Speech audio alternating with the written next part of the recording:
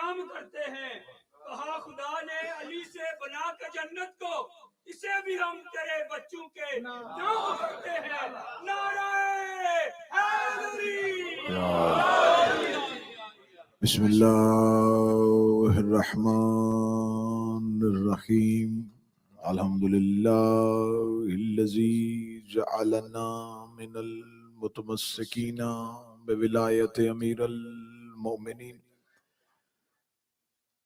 अल्लाहुम्मा इय्याका नअबुदु व इय्याका नस्तईन। अस्सलातु वस्सलाम बितहियति वल इकराम अला अशरफिल अंबिया वल मुरसलीन व औलादिहि तय्यबीन ताहिरीन अल मासूमीन।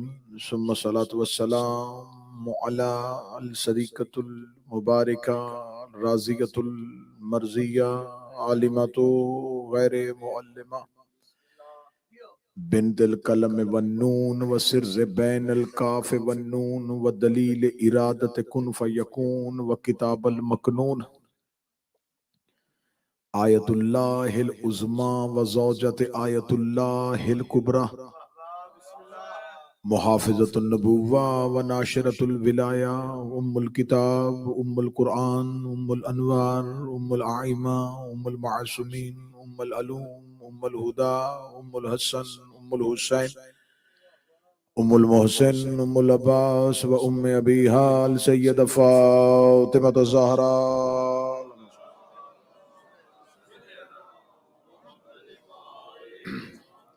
वलानल्लाहु तआला अला आदाइहिम अजमईन। अम्मा बअद फ़क़द क़ाल हक़ सुब्हानहु तआला फ़ी किताबिहिल मजीद व फ़ुरक़ानिल हमीद व हुवा अस्दक़ुल क़ाइलीन व क़ौलुहुल हक़। बिस्मिल्लाहिर्रहमानिर्रहीम। सुम्मा औरसनल किताबल लज़ीना इस्तफ़ैना मिन इबादिना बुलंदतर सलवात सल्ले अला मुहम्मद। दुआ है मालिकान ज़िक्र बंदगान ज़िक्र का वारिसान ज़िक्र की बारगाह में पेश होना कबूल फरमाए। मालिकान इज़्ज़त बारगाह इज़्ज़त में आए हुए हर साहिब इज़्ज़त की इज़्ज़त को महफूज फरमाए। आका आज़ादी सफ़े अज़ा पे शामिल तमाम हाज़रीन व हाज़िरात मोमिनीन व मोमिनात के दिलों में छुपी हुई ख्वाहिशात कलूब में शामिल हाजात को अपनी बारगाह में मुस्तजाब फरमाए। वो दुआएं जो हमारे हक में बेहतर हैं बिनते मोहम्मद के हक का वास्ता वो अपनी बारगाह में कबूल फरमाए। जो जिक्र में बीमार बैठे हो या बीमारों को छोड़ के आए हो या जहनों में किसी बीमार का नाम लेके बैठे हो, मेरा मालिक तुझे शहजादा कासम की मुस्कुराहट का वास्ता आज की रात को उनकी शिफा की रात मुकर्रर फरमा। मेरा मालिक जो बेटियों के नसीब की वजह से परेशान है उनकी बेटियों के नसीब नेक फरमा। जो बे औलाद है वास्ता है तुझे हजरत बाबुल हवायद शहजादा अली असगर के गहवारे का, मेरे मालिक उन्हें औलाद नरीना अता फरमा। मेरे मालिक हमें हुसैन से वफादार बना। जनाब सैयदा के तरफदारों में, अमीर अल मोमिनीन के पैरोकारों में और मौला हुसैन के अज़ादारों में हमारा माशूर फरमा। दुआओं की कबूलियत के लिए मुमकिन हद तक बुलंद सलवात तिलावत फरमाए। अल्लाहुम्मा सल्लि अला मुहम्मद। मुतवज्जे है इसका इजाजत है गुफ्तगू शुरू की जा सकती। सिलसिला गुफ्तगू यकीनन अज़हान आलिया में महफूज है। गुफ्तगू हो रही है अल्लाह के कुरान से, सूरह मुबारक फातिर से, जिसमें खुदा कह रहा है सुम्मा फिर और असना वारिस कर दिया अल किताब का उन लोगों को, उन अब्दों को जिन्हें हमने मुस्तफ़ा किया हो। पहली मजलिस से लेके अब तक अपनी कम इल्मी का एतराफ़ करते हुए और दहलीज़ सैयदा से मांगी खैरात पे एतमाद करते हुए ये जुमले रोज़ाना आपके गोश गुजार कर रहा हूँ कि लफ्ज़ कुरान और लफ्ज़ किताब मानी एक हैं, अल्फाज भी मुख्तलिफ हैं और मफ़हूम भी मुख्तलिफ है। कुरान कहते हैं पढ़ी जाने वाली किताब और किताब कहती है लिखी जाने वाली चीज़। जो पढ़ी जाए वो कुरान होती है, जो लिखी जाए वो किताब होती है। मैंने आपके सामने हर रोज एक एक जीना तय किया और हम अल किताब तक पहुंचने की कोशिश कर रहे हैं कि वो जिसके अंदर हर खुश्क और तर का जिक्र है वो अल किताब कौन है, जिसमें हर गायब है वो अल किताब कौन है, जिसके इल्म के लिए अल्लाह ने हमें बार बार मतवज्जे किया है वो अल किताब कौन है। यह है पिछली गुफ्तगू का खलासा और आज थोड़ी सी मुख्तसर तमहीद और फिर गुफ्तगू जारी होगी। सूरह मुबारका फातिर में ही अल्लाह इरशाद फरमाता है बिस्मिल्लाहिर्रहमानिर्रहीम वल्लज़ीना औहैना मिनल किताब।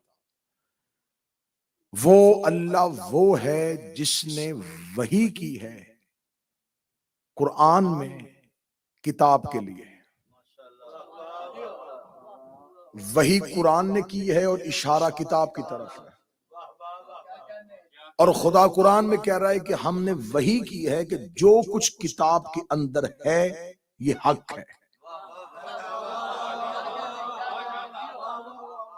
वल्लज़ीना औहैना, फिर वो अल्लाह वो है जिसने वही की थी कि किताब के अंदर जो है वो बेशक है और हमने इसको नाजल किया है हक के साथ। आयत बड़े अच्छे अंदाज में आपने सुनी है। मैं फिर लफ्ज कहता हूं, खुदा कहता है हमने वही की है कुरान में कि हमने किताब को नाजल किया है हक के साथ। किताब अकेली नहीं आई,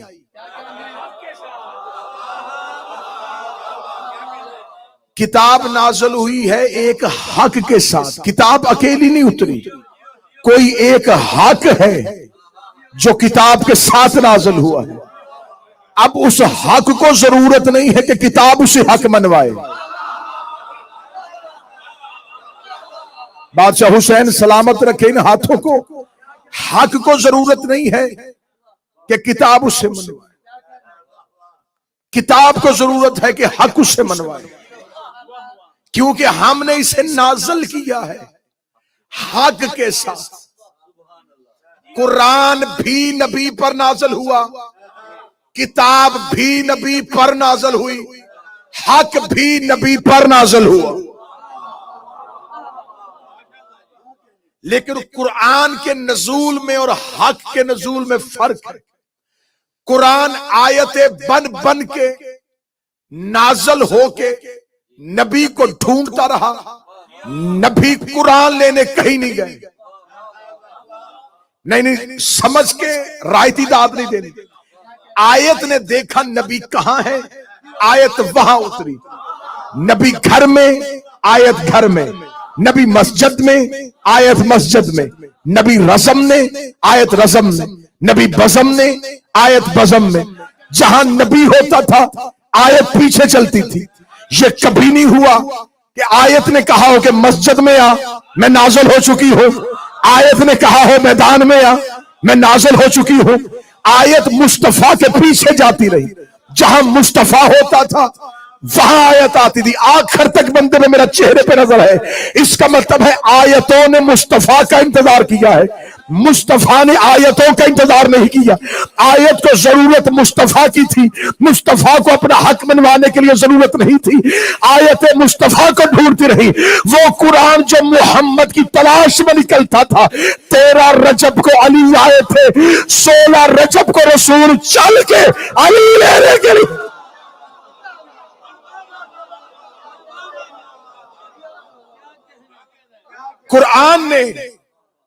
कुरान नबी के लिए आया, नबी कुरान लेने कहीं नहीं गया।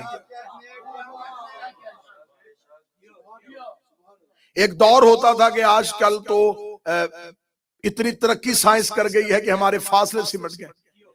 बुजुर्गान तशरीफ फरमाए, एक दौर होता था जब हम लेटर खत लिखते थे, खत मौसूल होता था, फिर उस खत का जवाब दिया जाता था।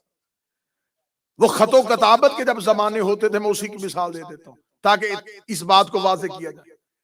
अगर मैं किसी साहिब को खत लिखूं कि मैं आपके पास आऊंगा, जब वो खत जाएगा वो खत का इस्तकबाल नहीं करेगा। बादशाह हुसैन इज्जत दे, वो खत को पढ़ेगा क्योंकि पैगाम था, रख देगा। जब मैं जाऊंगा तो वो इस्तकबाल भी करेगा, लेगा भी। मैं उससे पूछूं कि कल खत आया था, खत का भी इस्तकबाल किया था, वो कहेंगे पहले खत आया था, आज खत वाला आया है। जो हाथ उठ गया है सैयदा इस हाथ को सलामत रखे। पहले खत आया था, आज खत वाला आया। कुरान आता रहा, मुस्तफा नहीं गए। जब अली है मुस्तफा गए, क्योंकि पहले कुरान आया था।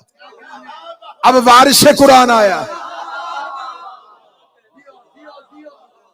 पहले सामित आया था। अकलीम भाई बड़े अहबाब जो है वो मिंबर पे कहते थे सामित गूंगा, तौहीन है ये कुरान की। गूंगा नहीं, खामोश। कदरदानों के लिए अगला जुमला कहने लगा हूं, हर खामोश गूंगा नहीं होता। हाय हाय हाय। खामोशी उर्फा का शेवा है। खामोशी फकीरी का पहला दिन।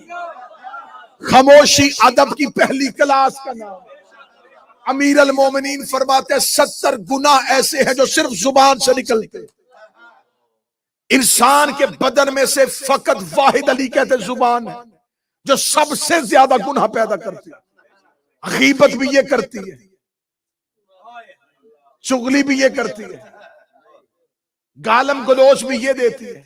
अली फरमाते 70 गुनाह सिर्फ जुबान से पैदा होता है। इसलिए अली फरमाते बेहतर है खामोश रहो। जाके अब आवाज थोड़ी खोल दे। बेहतर है खामोश। कितना खूबसूरत पीर अख्तर शाह जी महमूद भाई जुमला सुनिएगा।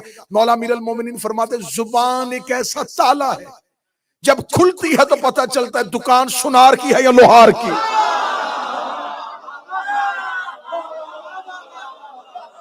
जुबान एक ऐसा ताला है जब खुले तो फिर पता चलता है दुकान सुनार की है या लोहार की।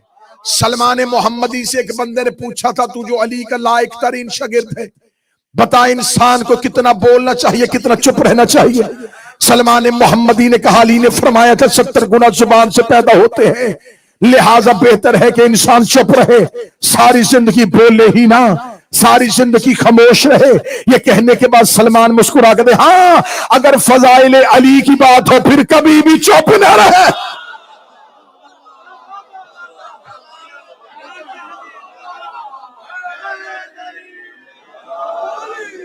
अगर बात अली की हो तो जुबान सूली पे भी बोलती है।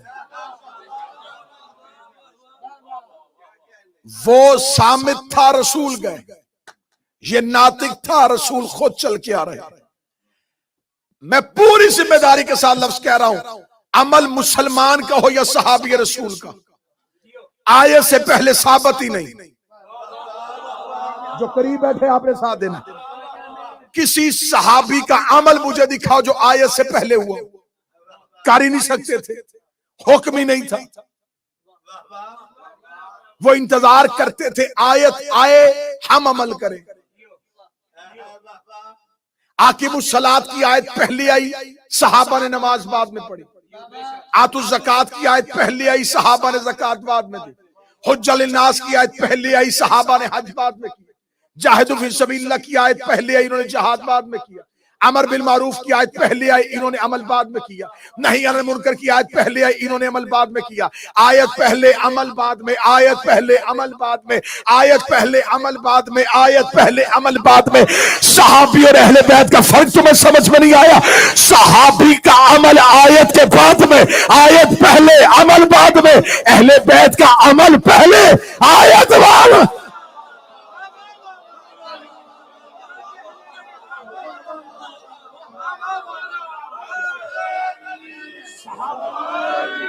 जो खामोश बैठे वो दलील मांग रहे, जो खामोश बैठे उन्हें दलील चाहिए। मैं दलील देता हूं।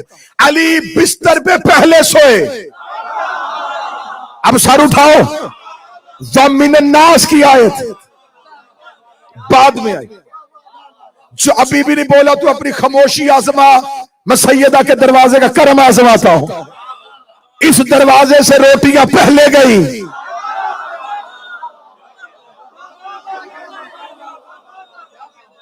आयतें बाद में आई, आयत नहीं। सूरह दहर का मुकम्मल नज़ूल, दहलीज सैयदा की खैरात की हुई रोटियों का बदला। मुफस्सरीन आम और मुफस्सरीन खासा ने लिखा 3 दिन मुसलसल दहलीज सैयदा से रोटियां खैरात हुई। तीसरे दिन जबरील ने आके कहा, हम मलाइका थे जो रोटियां लेने आ रहे थे, व युत्मिऊन तआम अला हुब्बिही मस्कीनम व यतीमम व असीरा, खाना खिलाया इन्होंने उसकी मोहब्बत में, कभी फकीर को, कभी यतीम को, कभी असीर को। और इन रोटियों के बदले में अल्लाह ने जन्नत की विरासत और मलकियत अहले बैत को दी। खड़े में मुंह देकर ही लाउड स्पीकर पे और कैमरे की मौजूदगी में आया ततहीर के पंचतन और है, सूरज दहर के पंचतन और है।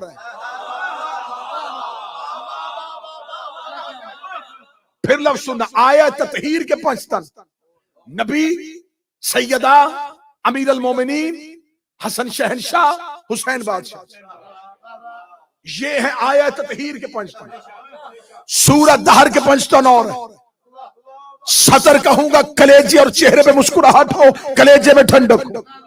आया ततहीर में मुस्तफा, सैयदा, अमीर, हसन, हुसैन। सूरज दहर के पंचतन में नबी की जगह पे फिजा।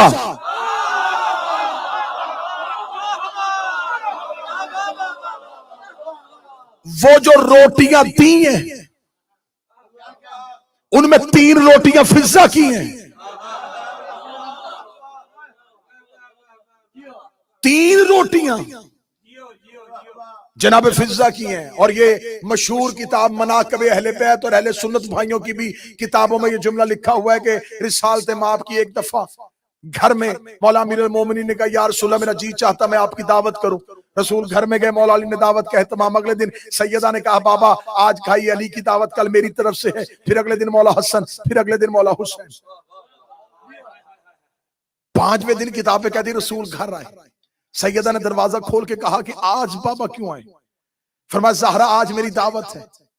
शहजादी ने कहा, बाबा किसने? फरमाया, फिजा ने।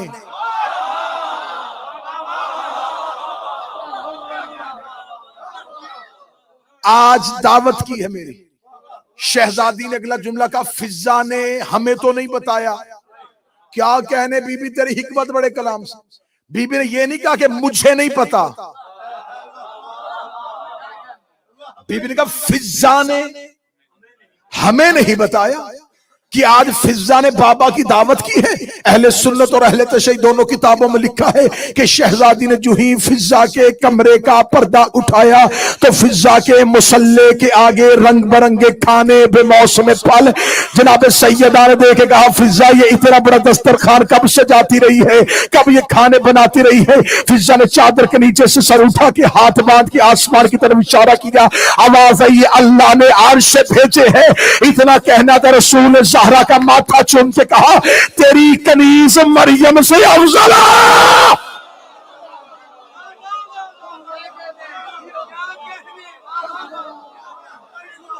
ये तेरी कनीज मरियम से अफजल।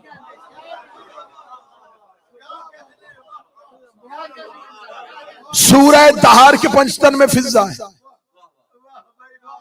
क्योंकि रसूल ने रोजे रखवाए थे। रखा नहीं था, मन्नत के रोजे थे, वाजिब नहीं थे, मन्नत के रोजे थे।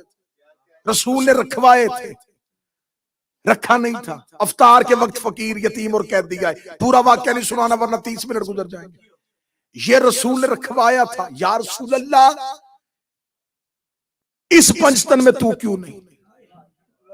ये अल्लाह और मुस्तफा का मुश्तरका मंसूबा था, क्योंकि इन रोटियों के बाद आनी थी जन्नत की मलकियत की सनद। और अगर जन्नत की मलकियत में रसूल भी हो जाते, क़यामत वाले दिन आल का दुश्मन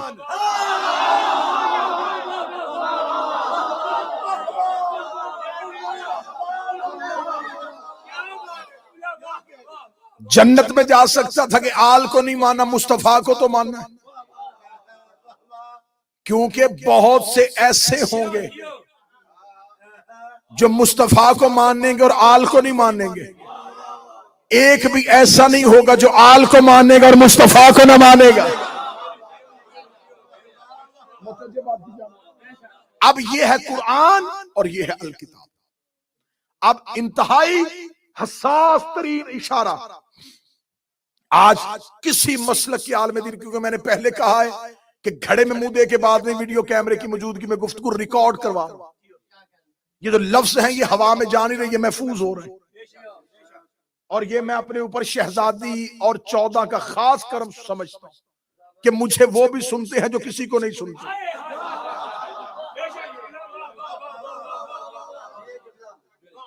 ठीक नासिर भाई, मैं ठीक कह रहा हूं। लिहाजा जो सुन रहे हैं उन तक बात पहुंचाने लगा। किसी मसलक के मौलवी से पूछो, ये जो कुरान हमारे घरों में है, अल्लाह का कलाम है, वही से उतरा है, नबी पे उतरा, ये हम सब शियों का यकीन है। हमें सिर्फ इतना बताओ, ये कुरान उस सूरत में है जैसे नाज़िल हुआ था? मैं नौजवानों और बच्चों के लिए फिक्र और सोच लेके आया हूं इस मुश्किल तरीन दौर में, जहां इस टॉपिक पे कोई बात करने को तैयार नहीं। क्योंकि कुरान ये कहता है कि लोग जिस चीज से जाहिल होते हैं उसी का दुश्मन हो जाते हैं। क्योंकि हमारे मुआशरे में आम तासुर ये पाया जाता है, मैंने तो पहले कभी नहीं सुना। कोई बात सुनाओ, मैंने तो पहले कभी नहीं सुना। भाई तूने नहीं सुना, कसूर तेरा है, तू अपना इल्म बढ़ा। लिहाजा ये जो कुरान हमारे घरों में है, ये वैसे ही जैसे आया था। अगर ये वैसे ही है तो पहली आयत आपके बकौल आई थी, इकरा बिस्मिक। इस आयत पे भी एक मजलिस हो सकती है, पढ़ अपने रब के नाम से।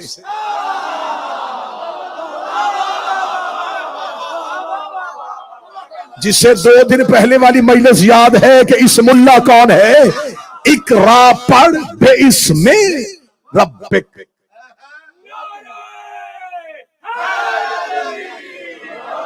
पढ़ अपने रब के, पढ़ अपने रब के नाम से। जिम्मेदारी ये 2-4 लोगों की है, बात खोल ही नहीं, सिर्फ तर्जमा पढ़ने लगा। पढ़ अपने रब के नाम से जिसने खल्क किया। कहां चले गए वो लोग जो फजाइल अली पे हाथ उठाते थे?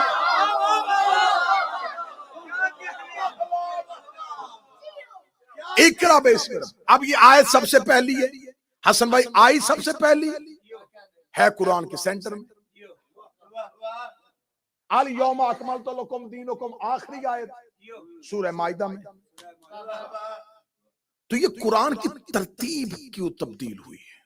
तो ये तमाम स्कॉलर्स का मुत्तफिक अलह फैसला है, ये कुरान नजूली तरतीब के एतबार से नहीं है। अच्छा आओ आगे बढ़ते हैं। जमा कब हुआ था? अब तमाम स्कॉलर्स का मुत्तफिक का फैसला है।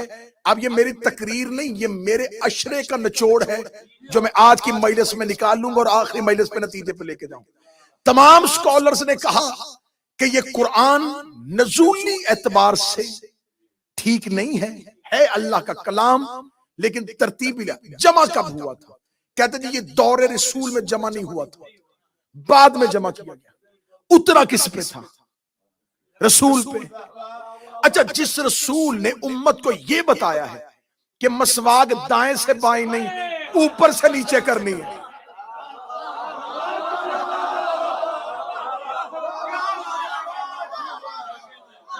मैं इन बच्चों के लिए पढ़ रहा हूं। जिस रसूल ने बताया था कि दाढ़ी मुट्ठी के अंदर होनी चाहिए,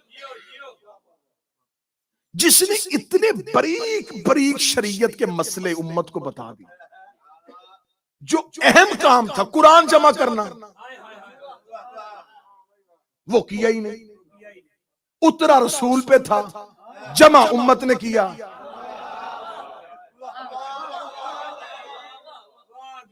मैं नौजवान बच्चों से कहता हूं यहां से कोई भी किताब उठाए, कोई भी बुक उठाए, अपनी कोई भी निसाब की किताब उठाए, सिलेबस की किताब उठाए, अपनी स्टडी की कोई बुक उठाए, उसको उठाएं और उसकी बाइंडिंग खोल दें, उसके सारे पेज अलग कर दें, फिर उनको ऐसे करके इकट्ठा कर दें।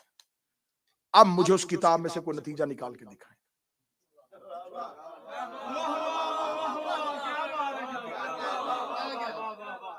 अब पढ़े से पढ़े टीचर से जाके कहो कि इसमें से मुझे पढ़ा, वो देखेगा ये क्या हुआ है,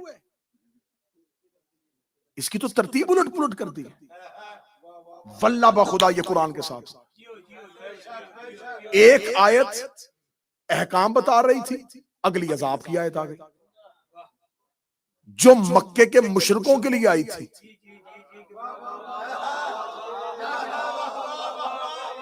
वो आयत मदीने के सूरतों में कैसे आ गई?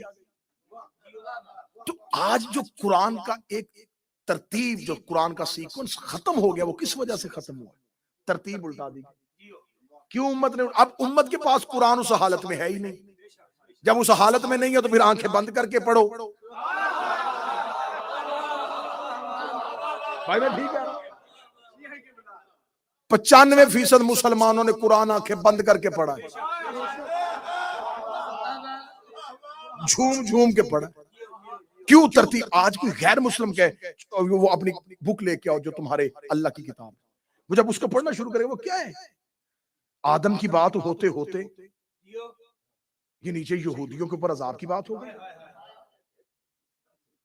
ये नीचे साथ ही चौपायों का हुक्म कि जानवरों को कैसे रखना है, ये सारी अहकामात खराब कैसे? कोई भी पढ़ा लिखा बच्चा जिसको स्टडी से कोई दिलचस्पी है, वो कभी भी अपनी किताब के पेज उलट पुलट नहीं करेगा। हाँ, एक जगह पे ये चीज मंजर नजर आता है कि मेरे पास कुछ कीमती कागजात थे, मैंने रखे हुए थे, छुपाए हुए थे। एक शख्स ने वो चुराए, वो उनमें से अपनी मर्जी का कागज निकाला, ऊपर से मैं आ गया, उसने इकट्ठे किए।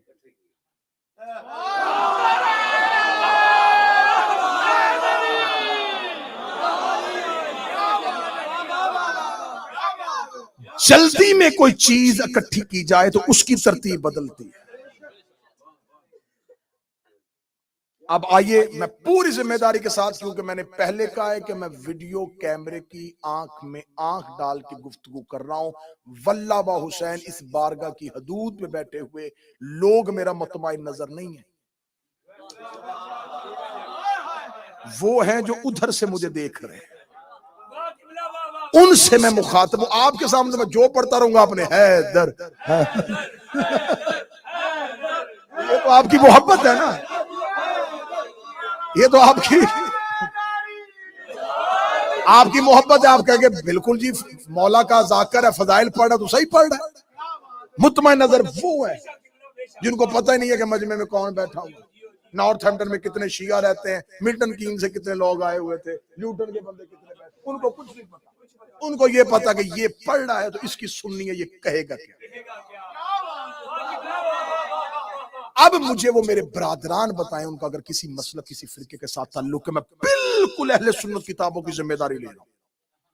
तमाम किताबों में लिखा है ये कुरान नबी जमा करके नहीं गए थे, नबी के बाद पहली खिलाफत के दौर में भी ये जमा नहीं था। जब दूसरी खिलाफत का दौर आया, अब ये तमाम वाकया शिया किताब से नहीं, अहले सुन्नत लिटरेचर से पाया। जब दूसरी खिलाफत का दौर आया तो एक जंग हुई थी, जंग यमामा। वहां पर मुसलमानों के, अब अहले सुन्नत तरीका थी कि बहुत से हुफ्फाज जिन्होंने कुरान हिफ्ज किया हुआ था, वो सहाबी शहीद हो गए। जब उनकी शहादत हो गई तो फिर खलीफाए वक्त और खलीफतुल मुस्लिमीन दूसरे खलीफा ने सोचा कि इस तरह अगर हाफिज कत्ल और शहीद होते रहे तो कुरान तो सीनों में है, तो कुरान कैसे करें। उन्होंने कहा कि कुरान इकट्ठा करें, जमा करें। अहले सुन्नत तरीक़ कहती है कि उन्होंने एक सहाबी की ड्यूटी लगाई कि तू कुरान जमा कर, जिसका नाम था ज़ैद बिन साबित। ज़ैद बिन साबित से कहा तू कुरान जमा कर। अब क्योंकि मेरे अहले सुन्नत बरादरान जो है वो सिर्फ तारीख पढ़ते हैं, इसका ऑपरेशन नहीं करते, ड्यूटी लगाई है हमारी मौला ने। अब आप यहां पर रुके कि ज़ैद बिन साबित ने, ये बच्चे जो हैं आप किताब ना पढ़ सके, आप विकिपीडिया पे चले जाइएगा कि कुरान जमा किसने किया, वो बता देंगे ज़ैद बिन साबित ने। ज़ैद बिन साबित कौन था वो हम बताते हैं। ज़ैद बिन साबित का ताल्लुक खजरज कबीले से था। इसकी मां का नाम नौरा था। ये खानदान मालिक के साथ इसका ताल्लुक था। अब मैं बताऊंगा कि वो अगला शजरा कहां जाएगा। ये जैद बिन साबित मक्के का रहने वाला था ही नहीं, ये मदीने का रहने वाला, ये अंसार था। जब रसूल ने मदीने हिजरत की, इसकी उम्र 11 साल थी। इसने मक्के में उतरती आयतें देखी नहीं। अब मेरी तकरीर का जो अगला पार्ट है, इसका दाद के साथ ताल्लुक ही नहीं, क्योंकि आप इसमें दाद नहीं दे सकते। आप इसको बिल्कुल खामोशी से भी सुनेंगे तो मुझे कबूल है, लेकिन ये बातें महफूज करने वाली। जैद बिन साबित अंसार था, खजरज कबीले का था। जब रसूल ने हिजरत की तो 11 साल का था। जब इसको कुरान जमा करने पे मामूर किया गया, तो अब मुझसे पूछे कि जब ये थाई अंसार था और इसकी इतनी ज्यादा कोई इसकी काबिलियत भी नहीं थी, इसे कुरान जमा करने के लिए क्यों लगाया गया? इसके पास कौन सी ऐसी चीज थी? वो इसकी चीज जो है, वो इसका क्रेडिट जो मैं बता देता हूं कि क्यों उसको रखा गया। सकीफा में सबसे पहले अंसार की तरफ से खलीफा के हाथ में इसने बैत की थी। दो कबीले थे, औस और खजरज, दोनों आपस में लड़ रहे थे अंसार के कि हम चाहते हैं कि खलीफा रसूल के बाद हम में से हो। खजरज कबीला बहुत बड़ा था। इस जैद बिन साबित ने आगे बढ़ के पहले खलीफा के हाथ पे बैत की कि सबसे पहले मैं तेरी बैत करता हूं अपने कबीले की तरफ से। इसने बहुत ज्यादा खानदान की मेजॉरिटी की नुमाइंदगी करते हुए खलीफा की बैत की थी। तो यह है खलीफा की आंख का तारा। आज तक दस्तूर है, आज भी दस्तूर है। इस तरक्की याफ्ता मुआशरे की घुटन में भी ये शऊर आज भी है कि जो हुकूमत साजी में ज्यादा किरदार अदा करे उसे वही अहम ओहदा दिया जाता है। जो हुकूमत बनाने में ज्यादा किरदार अदा करे उसे उसकी उस किरदार साजी की वजह से सिला अहम सीट दी जाती है। अब उसने पहले खलीफा की बैत की थी। दूसरा सुनो मेरी कौम के बच्चों, इसने 3 खुलफा की बैत की है। इसने मौला अली की बैत नहीं की थी। इसे उस्मानी कहा जाता था। अब इसको बनाया है कुरान जमा करने के लिए। अब मेरा मुसलमानों से सवाल है, जब ये कुरान जमा कर रहा था, मिकदाद कहां था? हजरत अब्दुल्ला इब्ने अब्बास मुफस्सर कुरान वो मौजूद, हजरत मिकदाद मौजूद, हजरत अमार यासिर मौजूद, हजरत अब्दुल्ला इब्ने मसऊद मौजूद। हद हो गई है, वो सहाबी अभी जिंदा था जिसके लिए नबी ने कहा था अबू जर से ज्यादा सच्चा जमीन पे है ही कोई नहीं। अबू जर से कुरान जमा नहीं करवाया, मिकदाद से नहीं लिया, अम्मार से नहीं लिया, अब्दुल्ला इब्ने अब्बास से नहीं लिया, अब्दुल्ला इब्ने मसऊद से नहीं लिया। छोड़ो यार, ये सारे अली के मानने वाले थे। अशरा मुबशरा जिंदा थे। अहले सुन्नत की किताबों में 10 सहाबी जिन्हें नबी ने जिंदगी में जन्नत की बशारत दी थी, बशारत वाले सहाबा के होते हुए 21 साल के लड़के को कहा कुरान जमा कर। उसने कुरान कैसे जमा किया? वो मस्जिद के दरवाजे पे खड़ा हो गया, उसने ऐलान किया जिसके पास जो आयत है वो लेके आओ। वो आयत है उसने इकट्ठी की लोगों की। उसका इकट्ठा करना यह अहले सुन्नत किताबों में लिखा है, पूरी अहले सुन्नत किताबों में लिखा है कि उसने मस्जिद के दरवाजे पे खड़े होकर आयत इकट्ठी की थी। आयत इकट्ठी करना इस बात की दलील है कि उसके घर में कुरान नहीं था, उसके पास कुरान था ही नहीं, ना वो हाफिज था। उसने लोगों से इकट्ठा किया। इकट्ठा करने के बाद उसने एक नुस्खा बनाया और 2 उसकी कापियां, 2 नुस्खे लिख के एक हजरत आयशा के पास रखवा दिया, एक हजरत हिफ्जा के पास रखवा दिया। मैं अहले सुन्नत तारीख पढ़ रहा हूं, नतीजा फिर लूंगा मुसलमानों से। बाबा जी ये पहला शख्स था जिसने कुरान जमा किया। उस वक्त मुमलकत इस्लामिया, सल्तनत इस्लामिया फैल रही थी, फतूहात हो रही थी। कोई लश्कर ईरान जा रहा था, कोई इधर जा रहा था, कोई। ये दूसरी खिलाफत के दौर में ज्यादा फतूहात का सिलसिला हुआ, फौजें भेजी गई। जब तीसरी खिलाफत का दौर आया तो आर्मीनिया और अजरबैजान में जब गई हैं मुसलमानों का लश्कर, तो वहां से कुछ असहाब जो बसरा और यमन मुंतकिल हुए थे वो मदीने पहुंचे। जब वो मदीने आए तो उन्होंने जब जमा किया हुआ कुरान देखा तो उनके पास जो आयतें थी जो उन्होंने अपने दौर में नबी से ली थी और लेके बसरे और यमन चले गए थे, उन्होंने जब वो निकाल के देखी तो वो इस कुरान में है ही नहीं। उन्होंने मदीने में शोर कर दिया कि ये कुरान किसने जमा किया। भाई हम बुजुर्ग तरीन सहाबी हैं, हम मदीने में रहते थे नबी के पास, फिर हम चले गए थे बसरा और यमन, दूसरे मुल्कों में चले गए थे, हमारे पास तस्दीक शुदा आयतें हैं, तुम्हारे वाले कुरान में नहीं। लिहाजा हजरत अब्दुल्ला इब्ने मसूद मौला अली के खास नौकर ने फिर एक कुरान जमा किया। वो जो बाहर से आए थे उन्होंने लहदा कुरान जमा कर लिया। जब मुख्तलिफ कुरान आने शुरू हो गए तो फिर तीसरे खलीफा ने कहा छोड़ो भाई, इस तरह तो बहुत ज्यादा कुरान हो जाएंगे, जिस तरह तौरात और अंजील की बहुत ज्यादा कॉपी है। लिहाजा इससे बचने की एक ही सूरत है, एक कमेटी बनाई जाए जो कुरान जमा करे। ये आखिरी जमा करदा कुरान था, उसके बाद फिर दोबारा आज तक उसी कुरान की ही कॉपियां बन रही। वो जो कुरान जमा किया गया उसके लिए कमेटी बनाई गई। कमेटी के बैठे 3 मेंबर। पहला जैद बिन साबित, वही शख्स, उसे ही दोबारा कमेटी का चेयरमैन बनाया गया क्योंकि पहला कुरान इसने जमा किया था, ये करेगा। दूसरा कमेटी का मेंबर बनाया गया अब्दुल्ला इब्ने जुबैर, तीसरा अब्दुल रहमान बिन हारिस, चौथा तीसरा सईद बिन अल आस। ये 3 अलहदा और जैद बिन सईद आस, अब्दुल्ला इब्ने जुबैर, अब्दुल रहमान बिन हारिस, ये 3 मेंबर और जैद बिन साबित इनके ऊपर चेयरमैन। ये 4 लोगों ने बैठ के बंद कमरे में कुरान जमा किया और आज 1445 हिजरी तक उन्हीं का जमा करदा कुरान कापियों की सूरत में। अब मुझसे पूछो वो 3 बंदे कौन थे? सबसे पहले का नाम मैंने लिया अब्दुल्ला इब्ने जुबैर। ये पहले खलीफा का नवासा था।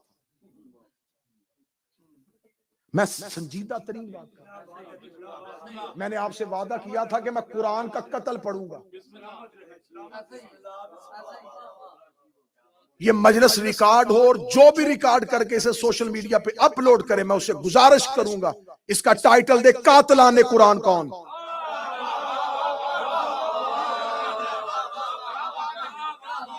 आज फिरके फिरके फिरके फिरके, मेरी फिका कुरान में, मेरी फिका कुरान में। आओ तुम्हें मरकजी मुजरम पकड़वाऊं, नाम लेके पकड़वाऊं।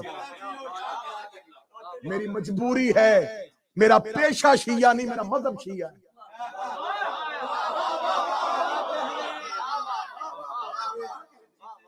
अब्दुल्ला इब्ने जुबैर पहले खलीफा का नवासा, 2 हिजरी में पैदा हुआ। रिसालत माब ने जब दुनिया छोड़ी तो 9 साल का था। अब जरा देखो कुरान जोड़ने वाले, कुरान जमा करने वालों का बताओ। इस अब्दुल्ला इब्ने जुबैर के लिए मौला अली ने कहा था अगर ये जवान ना होता इसका बाप जुबैर मेरे लश्कर में रहता। जंगे जमल में अपने बाप जुबैर को अली के लश्कर से निकालने वाला ये था। ये पहला शख्स था अब्दुल्ला इब्ने जुबैर जिसने मकाम में हवाब पे जाके, जब रसूल की जौजा पे हवाब के कुत्ते भौंके थे और उसने कहा था कि हौदज के अंदर से कि मुझे रसूल की हदीस याद आ गई। रसूल ने कहा मेरी बीवियों में से एक बीवी होगी जिसे हवाब के कुत्ते भौंकेंगे, ये बस्ती कौन सी है? अब्दुल्ला इब्ने जुबैर ने झूठी कसम खा के कहा था ये हवाब नहीं है। जिसने इस्लाम में पहली झूठी कसम खाई थी उसने सच्चा कुरान जमा किया। यह है अब्दुल्ला इब्ने जुबैर। हर जगह पे अली की मुखालफत, हर जगह पे जमल में अली के मुखालिफ खड़ा था। दूसरा 20-20, 25-25 मिनट चाहिए एक एक की हिस्ट्री पढ़ने के लिए। दूसरा सईद बिन आस, अमर बिन आस का भाई, बनु उमैया से इसका ताल्लुक। अब बनु उमैया का जो हो उसका भी मैं बताऊं कि उसको अली से क्या दुश्मनी थी। इसके लिए मैं अपने बच्चों को जल्दी जल्दी बस इतना बता देता हूं, इसका बाप बदर में अली ने मारा था। ये कुरान कमेटी का दूसरा मेंबर था। तीसरा मेंबर था अब्दुल रहमान बिन हारिस। ये मखजूमी कबीले से था और इसका पूरा कबीला अली से दुश्मनी करता था। बनी मखजूम ने हर दौर में अली से दुश्मनी की थी। जैद बिन साबित, अब्दुल रहमान बिन हारिस, अब्दुल्ला इब्ने जुबैर, सईद बिन आस, 4 लोगों ने तीसरी खिलाफत के दौर में 25 हिजरी में कुरान जमा किया था। जब मैंने इन चारों की एक एक अलहदा अलहदा करके हिस्ट्री पढ़ी, इन चारों में से एक चीज मुश्तरक थी, बुग़्ज़ अली। अब सर पे कुरान रख के बताओ, जब अली के मुनकर कुरान जमा करे, अब हवाले किताबों के नोट करना चाहो अब नोट करना, बाद में लिखवाना चाहो बाद में लिखवा लेना। किताब का नाम तफसीर फसलुल खिताब, सफा नंबर 349, अहले सुन्नत भाइयों की किताब है। उसमें लिखा है, वो कहते हैं कि अबू दाऊद ये रवायत करता है कि हम दौरे रसूल में सूरह कौसर को इस तरह पढ़ा करते थे, इन्ना आतैना का मुहम्मद अल कौसर, बेशक हमने मोहम्मद पे कौसर को उतारा। तफसीर फसलुल खिताब अबू दाऊद की रवायत, सफा नंबर 349 349। फसल्ले रब्बे का वनहर इन शान आका अमर इब्ने आस होवल अबतर।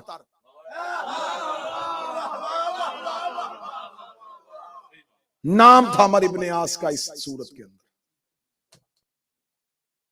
अबू लहब का नाम तो है, तब्बत यदा अबी लहबिम व तब, अल्लाह कहता है अबू लहब तेरे हाथ टूट जाए, क्योंकि अबू लहब के ऊपर इन्होंने रखा हुआ था ये हाशमियों के खानदान का है, उसका नाम नहीं निकला और उमवी का नाम निकल गया। दूसरा हवाला नोट करो, तफसीर अबू हमजा समाली, मेरे मजहब जाफरिया की सबसे मुस्तनद तफसीरुल मिजान, बिहारुल अनवार अल्लामा मजलसी की, शजरा तूबा, 19 शिया मुस्तनद किताबों के हवाले। अबू मसूद मौला अली का खास सहाबी रवायत करता है, हम दौरे रिसालत में आया बल्ल को इस तरह पढ़ते थे, या अय्यो रसूल बल्लिग मा उनज़िला अलैका मिन अली इब्ने अबी तालिब, ए रसूल पहुंचा वो हुक्म जो हमने अली की सूरत में तुम पर नाज़िल किया। मैं कुरान की कितनी आयात ऐसी बताऊं जो शिया और सुन्नी किताबों में लिखी हुई है। फिर तफसीर सालबी और बिहारुल अनवार 2 किताबों का हवाला और लिख लो, दोनों किताबों में लिखा हुआ है। मैं फोन इसलिए मिंबर पे रख के बैठा हूं, इसके अंदर मैं पेज स्कैन लेके आया हूं, सौदा नकद। तफसीर सालबी और बहारुल अनवार में लिखा हुआ है कि ये कुरान की आयत है, इन्नल्लाह अस्तफा आदम व नूह व आले इब्राहीम व आले इमरान। सहाबा कहते हैं हम नबी की जिंदगी में इस आयत को इस तरह पढ़ते थे, इन्नल्लाह अस्तफा आदम व नूह व आले इब्राहीम व आले इमरान व आले मुहम्मद अलल आलमीन। हम इस तरीके से पढ़ा था। राग़िब इस्फहानी की किताब मुहाजिरात अहले सुन्नत किताबों के हवालों के साथ है कि नबी की ज़ौजा हजरत आयशा कहती हैं कि मेरे पास कुरान की कुछ आयात पत्तों पे लिखी हुई थी, जिसमें आयात रजम भी थी। हम रसूल की तीमारदारी को गए थे, वो मेरे तकिए के नीचे थी, जो एक बकरी खा गई और फिर ना मिली।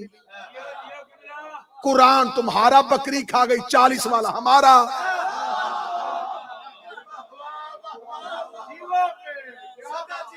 जिसकी शक्ल ठीक नहीं है वो कहते हैं शियों का 40 पारों वाला कुरान।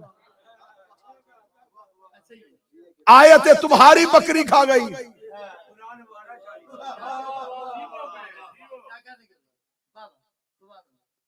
तो हम तहरीफ कुरान के कायल नहीं है। हम इस कुरान की इज्जत को कभी भी फरामोश नहीं करते। हम इस कुरान को चूमते भी है, सीनों से लगाते, अपने बच्चों को पढ़ाते भी हैं।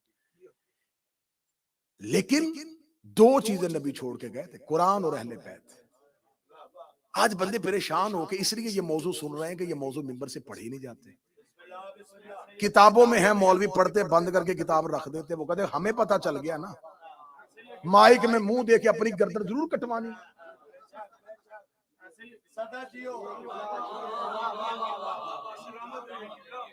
क्यों करें? लिखा सारी जगहों पे है, पढ़ते नहीं है। लिखने वालों ने लिख दिया, वो चले गए दुनिया से। उनका काम लिखना था। बस जुर्म ये हो गया कि लिखने वाले बोल नहीं सके। हमारे मिंबर के साथ जुल्म ये हुआ कि लिखने वालों को बोलने किसी ने नहीं दिया और बोलने वालों को पढ़ने किसी ने नहीं दिया। ऐसे ही मक्खी पे मक्खी मारी गई, ठीक है, जो है बस उस तरीके से चलता जाए। हम इस कुरान की इज्जत के कायल हैं, लेकिन जब उम्मत, अब आज बंदे परेशान हो गए, मुझे कहा जी उन लोगों ने कुरान तब्दील कर दिया।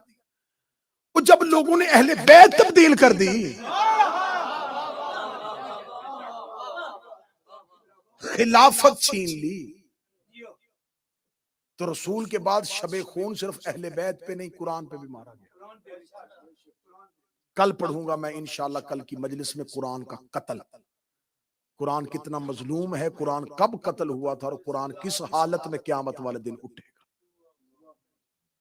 और फिर इंशाल्लाह आखिरी मजलिस में बताएंगे कि फिर वो अल किताब कहाँ है।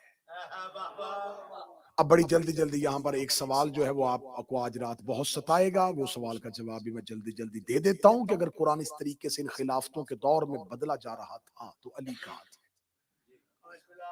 पहली ही खिलाफत के दौर में भी पहले खलीफा को खलीफा बने 3 दिन नहीं हुए, मौला अमीर अल मोमिनीन कुरान के नुस्खे ऊंट पे लाद के, जर्द रंग के कपड़े पे लपेट के शाम के वक्त दरबार में लेके आए थे। अली ने फरमाया तख्त ले लिया, रख लो,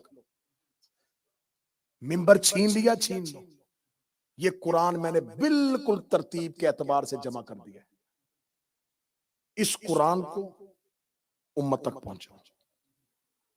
किताबें चाहोगे मैं छत तक ढेर लगाने के लिए। खलीफा वक्त ने कहा अली ना हमें तेरी जरूरत है न तेरे कुरान की जरूरत है, वापस ले जा अपने कुरान को। अमीर अल मोमिनीन ने इंतहाई जलाल में उस जर्द रंग की चादर को उठाया, उठाकर अब क़यामत तक इसका चेहरा नहीं देखोगे। अब जो सवाल आपको परेशान करेगा वो सवाल ये है कि जब अली का दौर आया था,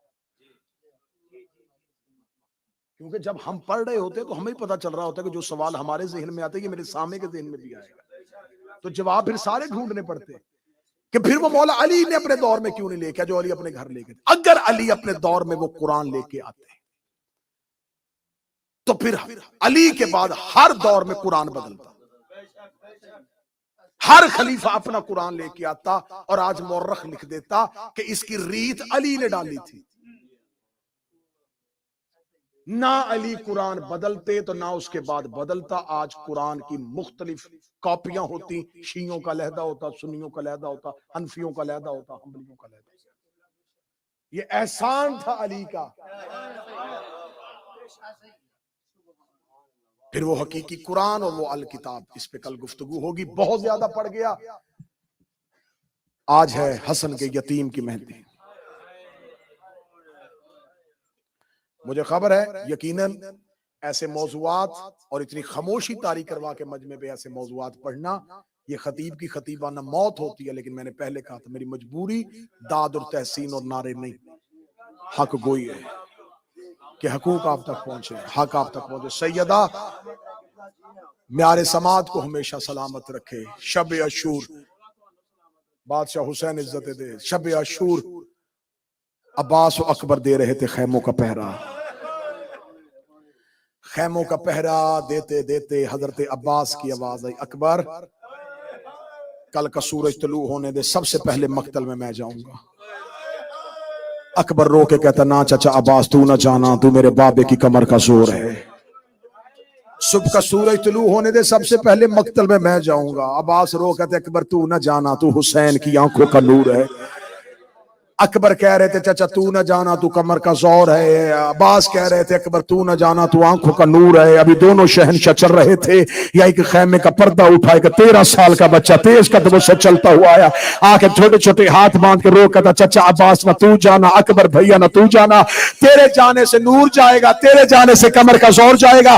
सुबह सबसे पहले मैं जाऊंगा, मैं हूं भी यतीम, मेरे जाने से न किसी की आंखों का नूर जाएगा, न किसी की कमर का जोर टूटेगा। हुसैन ने मुसल्ला छोड़ा, कासिम के बाहों में लिया, रोकेगा तुझे किसने कहा है तेरे जाने से मेरे कोई नुकसान नहीं, मेरे 2 घर बर्बाद होंगे, एक हसन की तस्वीर जाएगी, दूसरा मेरी बेटी का नसीब।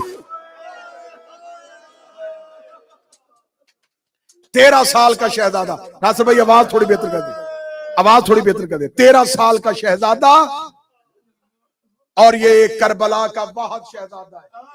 हाय कहने के लिए जुमला पढ़ने लगा। 28 रजब से लेके 2 मुहर्रम तक पीर अख्तर शाह जी पूरे करबला के सफर में मक्तल कहती है ये बच्चा घोड़े पे नहीं मां की अमारी में है।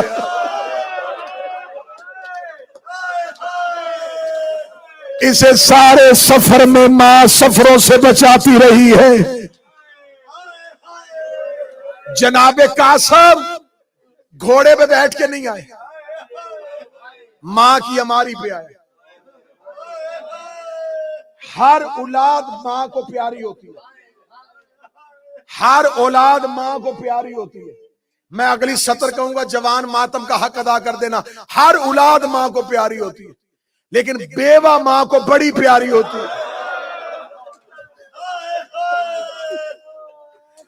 जिसके सर पे शौहर ना हो ना, वो औलाद को बड़े लाड से पालती है।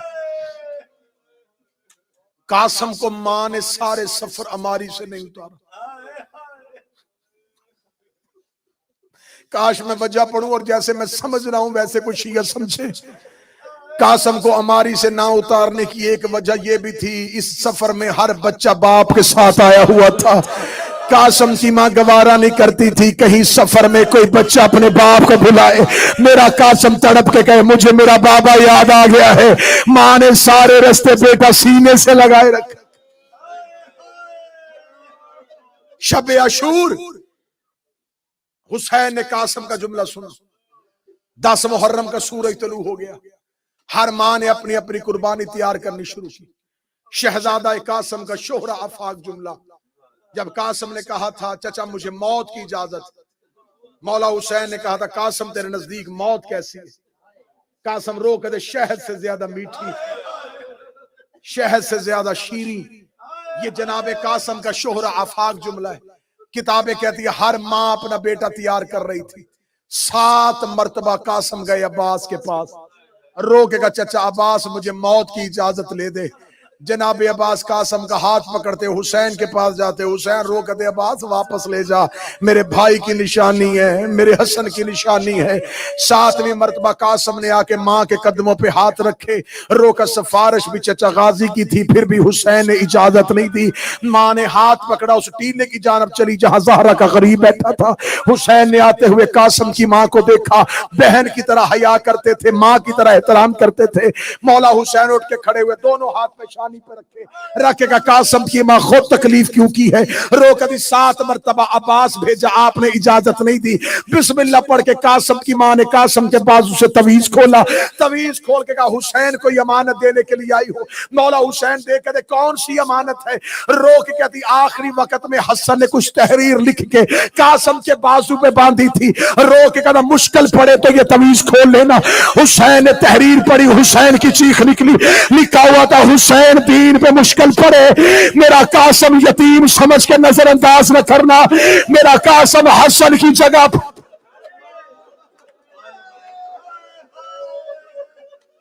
मेरा कासम हसन की जगह पे कुर्बान कर देना। किताबें कहती है मौला हुसैन ने कहा अच्छा अब्बास कासम को तैयार कर। सारी रात रोने के लिए जुमला पढ़ने लगा। जब कहा ना अब्बास कासम को तैयार कर। मक्तल का ये वाहद शहीद है जो बगैर जिर्रा के गया है। बच्चे समझ नहीं सके जुमला उनके लिए बंद। ये करबला का वाहद शहीद है जो कुर्ता पहन के गया है। इसके बदन पे कोई जिर्रा पूरी आई ही नहीं। अरबों को पता ही नहीं था 13 साल का बच्चा भी कभी मक्तल में गया। कासम कुर्ता पहने हुए मौला हुसैन के पास है। चाचा सलाम। रोए हुसैन। और मेरी कौम की मेहंदियों पे एतराज करने वालों, कहते जी मेहंदी तो करबला में थी नहीं, खैमों में पानी नहीं था, सबीले क्यों लगाई? हुसैन के खैमे में खाना नहीं था, तूने लंगर क्यों बांटा? जैनब के सर पे चादर नहीं थी, तूने बुरके तकसीम क्यों किए? कहते हमारी हसरत थी काश करबला में होते पानी पिलाते, काश करबला में होते खाना खिलाते। बस यही मजबूरी है। हम कहते कासम की मां हम करबला में होते, हम तेरे बेटे की मेहंदियां बनाते, तेरा जवान शादी वाला बेटा। मैंने पिछले साल पूरा अशरा करबला में गुजारा। 7 मुहर्रम अरब हुसैन की हरम में शहनाइयों के साथ कासम की मेहंदी लेके आता। जिस बंदे को एतराज हो कि मेहंदी कहां है, वो करबला में जाए, खयाम में हुजराए अरूसी है। हुजराए अरूसी कहते हैं दुल्हन वाला, शादी वाला कमरा। आज भी खयाम हुसैनी में कासम के हुजरे पर लिखा हुजराए अरूसी। हसरत थी कासम की मां की। कासम घोड़े की जीन पे बैठा, माइक साथ नहीं दे रहा, लेकिन मैं कोशिश करूंगा मैं मुसाहिब पूरा पढ़ सकूं। यूं कासम घोड़े की जीन पे बैठा, हुसैन टीले पे खड़े हुए। हर जंग देखी थी अब्बास ने, सुनी थी हुसैन ने। हुसैन रोकेगा, अब्बास पीछे हट, कासम का हमला मैं आंखों से देखूंगा। शहजादा कासम सब कुर्ता पहने हुए मक्तल की जानब चले। मैं किताब दिखाने के लिए तैयार हूं। ये वहद करबला का जवान है कि कातिल देख के कहता, जो ही कासम खैमे से निकला, अय्युहल बद्र तमाम ही, ऐसे लगता जैसे 14वीं का चांद निकल आया है। कासम के चेहरे का नूर इतना था। शहजादा कासम ने हमले करने शुरू किए, फौजों में भगदड़ मचनी शुरू की। हुसैन करबला के टीले पे करे, वाह हसन का बेटा, वाह मेरा यतीम कासम। कासम हमला कर रहे थे, या एक बेगैरत करीब आया, उसने कासम के सर पे गुर्ज मारा। कासम का सर खुला, अरशक ने आके कासम के पहलू पे नेजा मारा। शहजादा कासम घोड़े की जीन से गिरने लगा, जीन से गिर रहा था। हुसैन अल्लाह अकबर कह के हुसैन कासम के ऊपर छाव करने के लिए हुसैन ने घोड़े को दौड़ाया। हुसैन टीले से उतर रहा था, या उमर इब्ने साद का हुसैन की आने से पहले मशरक के घोड़े मगरब, मगरब के घोड़े मशरक। बाबा जी माफी मांग के जुमला पढ़ने दो। कासम के पांव रकाबों में फंस गए। कासम के पांव रकाबों में फंस गए। कासम न ज़ीन पे था न ज़मीन पे था। बेगैरतों ने घोड़े को दौड़ाना शुरू किया। हुसैन कातलों में तलवार के साथ भतीजे की लाश ढूंढ रहा था। बाबा जी 22 साल हो गए मुझे मिंबर की नौकरी करते हुए। हर साल में पढ़ता था कासम। मैं यही रवायत पढ़ता था जो हमने सुनी थी कि हुसैन ने अमामे की चादर बनाई और बेटे की लाश कटी। मैंने बार बार ये जुमला कहा क्योंकि पिछले साल पढ़ना था मैंने करबला में अशरा। मुझे डर बड़ा था, हुसैन का शहर, कोई रवायत ऐसी ना पढ़ती जाए। लिहाजा वहां पे मक्तल के जिम्मेदार आलम दीन सैयद मोहम्मद तबातबाई जो शारा सिदरा पे बैठते हैं, मैं उनके पास गया था मक्तल की रवायतें लेने के लिए। मैंने उनसे मक्तल की रवायतें ली, उन्होंने मुझे किताबों की सूरत में रवायतें दी। मैंने बाबा जी उनसे कहा कि जनाब कासम की शहादत, मैं कासम की शहादत लिख रहा था कि मैंने करबला में कासम पढ़ना है। अगली सतर करबला में पढ़ी गई थी और क़यामत आ गई थी। अल्लाह जाने तुम कैसे सुनोगे। मैंने सैयदजादे से पूछा, मैंने कहा हुसैन ने भतीजे की लाश कैसे इकट्ठी की थी। वो देखेगा तुम क्या पढ़ते हो। मैंने कहा हमने पढ़ा है हुसैन ने अमामे की चादर बनाई थी, कासम के गोश्त के टुकड़े चुने थे। उस सैयद ने 3 बार सर पे हाथ मारा, हाथ में हाय गुरबता, हाय गुरबता। आज भी किसी को हुसैन की गुरबत नहीं पता। मैंने कहा कैसे लाश उठाई थी, ये देखकर मिनल हजरल मासूकिल सोमल, कासम की लाश घोड़ों के सुन्नों ने कीमा कर दी थी। हुसैन ने टुकड़े उठाए नहीं थे, हुसैन एक एक घोड़े का सोम उठाता, सोम के नीचे से कासम की लाश के टुकड़े निकाल निकाल के कहता, ओ मेरा यतीम, ले आओ मेहदी शहजादे की, ले आओ मेहदी शहजादे की। रो के कहता, हाय ओ मेरे हसन का यतीम, हाय ओ मेरा कासम। फरमा की आवाज आई, हुसैन मेरे बेटे की लाश नहीं लाया। आवाज आई जितनी मिली थी।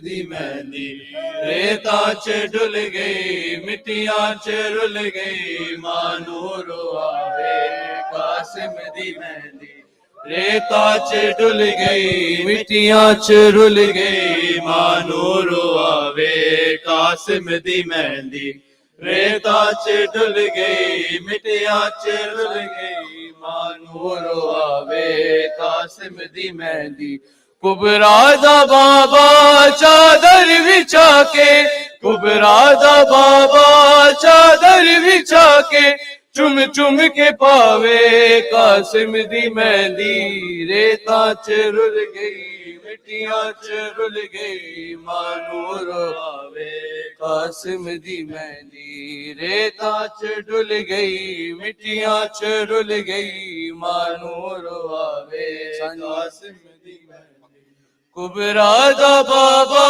चादर बिछा के कुबरा दा बाबा चादर बिछा के चुन चुन के पावे कासिम दी मेहंदी रेता च डुल गई मिट्टियां च रुल